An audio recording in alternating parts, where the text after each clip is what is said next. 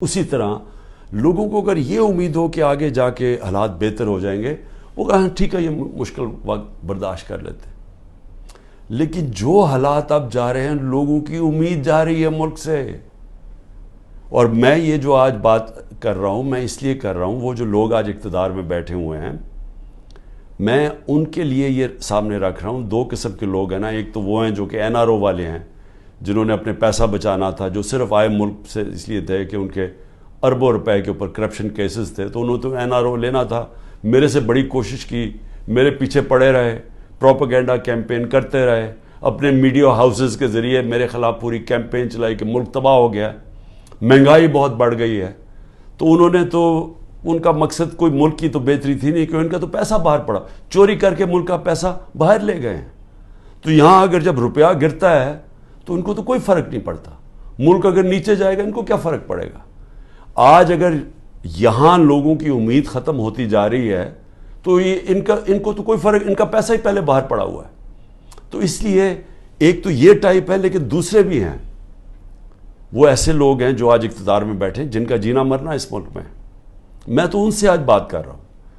میں لیبنان کی اس لیے مثال دے رہا ہوں کہ ہم بڑی تیزی سے اس طرف جا رہے ہیں. ہم اس وقت اتنی تیزی سے وہاں جا رہے ہیں کیونکہ ملک کے اندر جو دولت بڑھتی ہے، جس کو ویلتھ کریشن کہتے ہیں، دولت میں جو اضافہ ہوتا ہے وہ تو سکڑ کے 6% سے جا کے نیچے چلا گیا ہے، 0.2%، کئی کہتے ہیں اسے بھی نیچے چلا گیا. جو انڈسٹری جس کی وجہ سے روزگار ملتا تھا لوگوں کو، انڈسٹری جو ایک ایسی چیز ہے جس کی وجہ سے ٹیکس بڑھتا ہے، کیونکہ دولت بنتی ہے اس میں سے ٹیکس بنتا ہے، ملک کی آمدنی بڑھتی ہے، اس میں سے ایکسپورٹس بڑھتی ہیں، تاکہ آپ جو یہاں ڈالرز ملک میں آئیں. وہ جو انڈسٹری تیزی سے بڑھ رہی تھی وہ انڈسٹری تو نیچے چلی گئی ہے. ٹیکسٹائل انڈسٹری جو سب سے بڑی ہماری جس کی وجہ سے ڈالر ملک میں آتے ہیں، ابھی سینٹ ہیئرنگ کے اندر وہ ٹیکسٹائل انڈسٹری والے لوگوں نے سینٹ کے اندر جا کے بتایا ہے کہ 40% پاکستان کی ٹیکسٹائل انڈسٹری بند ہو چکی ہے. 70 لاکھ لوگ جو ٹیکسٹائل انڈسٹری میں کام کرتے تھے وہ بے روزگار ہو گئے ہیں، اور 25% مزید اگر انہوں نے کہا کہ یہ آپ نے نہ کیا، جو قیمتیں آپ نے اتنی چڑھا دی ہیں، بجلی کی قیمت دگنی ہو گئی ہے، گیس کی قیمت کہاں سے کم پہنچ، اگر یہ آپ نے کم نہ کی تو 25% مزید اور بند ہو رہی ہے. اب یہ یاد رکھیں کہ یہ صرف سال پہلے فیصل آباد کے لوگوں سے پوچھیں، مجھے ٹیکسٹائل والے لوگ کہتے تھے کہ ہمیں ٹیکسٹائل کا ورکر نہیں مل رہا. ٹیکسٹائل انڈسٹری بوم کر رہی تھی، ٹیکسٹائل انڈسٹری کی ایکسپورٹس ریکارڈ تھی، اس کی